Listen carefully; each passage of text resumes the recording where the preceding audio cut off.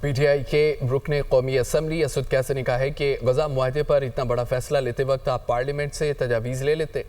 آپ نے اکیلے جا کر اتنے بڑے فیصلے کیے. نائب وزیر اعظم نے جو تفصیل بتائی وہ خود بھی کنفیوز نظر آئے.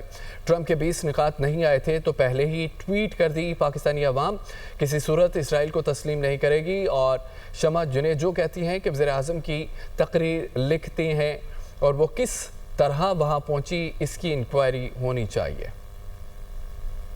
سوال یہ ہے کہ جب آپ اتنی بڑی ڈیسیجن لینے جا رہے ہیں تو اس ڈیسیجن میں آپ نے اس پارلیمنٹ سے کوئی مشاورت کرنی تھی کہ نہیں تھی. لیکن جو کچھ بھی ہے آپ اس پارلیمنٹ سے تجاویز لیتے.